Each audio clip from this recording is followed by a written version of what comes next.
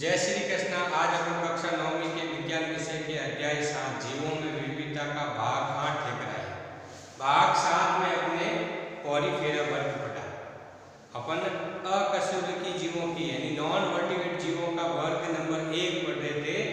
भाग नंबर 7 में पॉलीफेरा। आज अपन भाग 8 के अंतर्गत 2 वर्ग पढ़ेंगे। पहले वर्ग का नाम है सिलेंट्रेटा वर्ग और दूसरे वर्ग का नाम है प्लेटीहेल्मिन्थीज। तो देखो सर्वप्रथम अपन भाग नंबर 2 वर्ग नंबर 2 सिलेंट्रेटा वर्ग। इस वर्ग के जीवों की शारीरिक संगठन जो है वह उत्तकी स्तर का होता है, यानी पहले वर्ग में कोशिका स्तर का था। दूसरा नंबर आता है उत्तकों का स्तर पाया जाएगा, उत्तक उसमें उपस्थित होंगे। उत्तक का मतलब कोशिकाओं का समूह।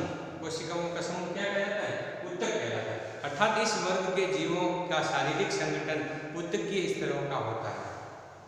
अब आता है इस वर्ग के जीव अधिकांश जलीय और चलायमान होते हैं। इस वर्ग के जीव कैसे होते हैं? चलायमान, अर्थात वो क्या करते हैं? गतिशील होते हैं। और गतिशील के लिए इनमें एक विशेष प्रकार की संरचना होती है जिसका नाम है फ्लैजेला और सीलिया। ये दो नाम की संरचना इसमें पाई जाती है जिससे वो गति करने में उन स्पर्शकों का क्या करता है? प्रयोग करता है।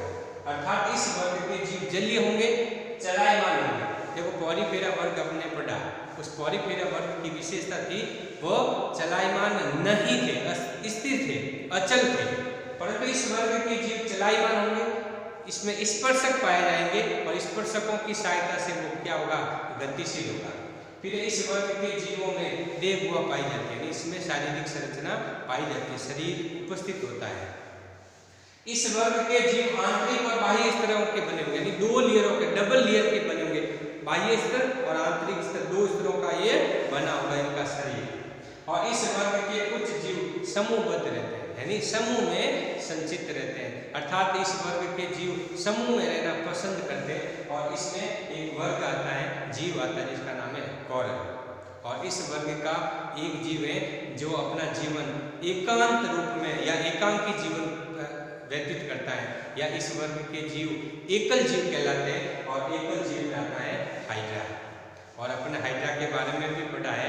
हाइड्रा में मुकुलन पाया जाता है और हाइड्रा में पुनरुद्भवन पाया जाता है। 9वीं क्लास के अपन 7वें 8वें पाठ के अंतर्गत पढ़ेंगे। ये हाइड्रा एक विशेष प्रकार का जीव है जिनमें पुनरुद्भवन की क्षमता भी पाई जाती है और मुकुलन की क्षमता भी पाई जाती है, ठीक है ना। तो इस वर्ग के कुछ जीव तो समूहबद्ध रहते हैं, समूह में रहते हैं, जैसे कौरव है। और इस वर्ग के कुछ जीव हैं जो एकल रहना पसंद करते हैं, और उसमें कौन आता है? हाइड्रा। और अब अपन इस वर्ग में सिलेंट्रेटा वर्ग में कौन कौन से जीव पाए जाते हैं, इन जीवों में अपन उनके कुछ उदाहरण पढ़ेंगे। पहला है हाइड्रा, समुद्री एनिमल, अर्चिन कहते हैं जिसको, और जेलीफिश है। ये सारे जीव इस सिलेंट्रेटा वर्ग में पाए जाएंगे, ठीक है ना। इसके बाद आता है हमारा प्लेटीहेल्मिन्थीज वर्ग। तो प्लेटीहेल्मिन्थीज वर्ग का मतलब होता है इस वर्ग के जीवों का शरीर त्रिकोणक, 3 लेयरों का, ट्रिपल लेयर, ठीक है ना। त्रिकोणक द्विपार्श्व समित, यानी जिनको 2 बराबर भागों में बांटा जा सकता है, उसे अपन क्या कहते हैं? द्विपार्श्व समित, ठीक है ना। इस वर्ग के जीव त्रिकोणक, 3 लेयरों के, द्विपार्श्व समित, जैसे मानव है। तो देखो मानव भी एक द्विपार्श्व समित है, अर्थात इनको 2 बराबर भागों में बांटा जा सकता है। यानी वे जीव जिनके शरीर को 2 बराबर भागों में बांटा जा सकता है द्विपार्श्व समित कहलाता है। तो इस वर्ग के जीवों का शरीर भी द्विपार्श्व समित होता है। फिर इस वर्ग के जीव अगुहीय, यानी इसमें गुहिकाएं नहीं पाई जाती है, ठीक है ना। इनमें पैरों की अनुपस्थिति होती है। इस वर्ग के जीव पृष्ठीय और अधर तल में यह चपटे होते हैं, यानी ऊपरी और निचला तल दोनों ही चपटा होता है। और इन्हीं के लिए इनको चपटा कर्मी या फीता कर्मी कहते हैं, ठीक है ना। इनको देखो प्लेटी का मतलब होता है प्लेट के जैसे पतले से, और हेल्मिन्थीज का मतलब होता है कृमि। जो प्लेट के जैसे पतले कृमि हो, टैप फीते के जैसे पतले कृमि हो, इस प्रकार के जीवों को अपन किसके अंतर्गत रखते हैं?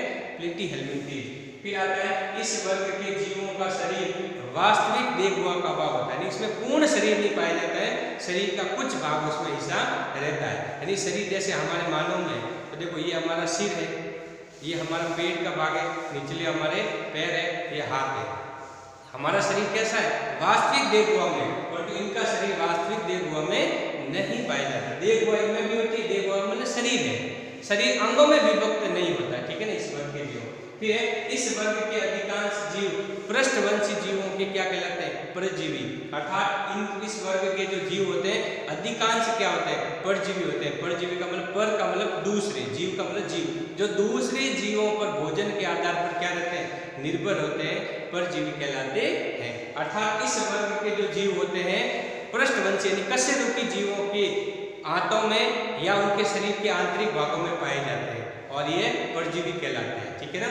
फिर इस वर्ग के जीवों की शारीरिक संरचना देखो, ये ऊतक स्तर थी, देखो इससे पहले जो स्तर था कोशिक स्तर था, फिर ऊतक स्तर, अब आता है अंग और अंग तंत्र स्तर। इस प्रकार के जीव इस वर्ग में पाए जाते हैं, और इसमें आता है प्लेनेरिया, यकृत कर्मी, फीता कर्मी, जिसको टीनिया सोलियम कहते हैं, और टीनिया सोलियम हमारे मानव की बड़ी आंत में पाया जाता है, और ये क्या करता है? हमारे आंतों में जो भी पोषक तत्व होते हैं वो उनको क्या कर लेता है? खींच लेता है, जिससे हमारे शरीर में क्या आ जाती है? पोषण की कमी, और पोषण की कमी आने से ये हमारे शरीर में एक रोग फैलाता है जिसका नाम है टीनिया सोलियसिस, ठीक है ना। तो आज अपन दो वर्गों के बारे में पढ़ा। पहला था हमारा सिलेंटेट्रा वर्ग, और दूसरा हमारा वर्ग था प्लेटीहेल्मिंथिस वर्ग, ठीक है ना। तो आज हमारा टॉपिक यहाँ तक रहेगा।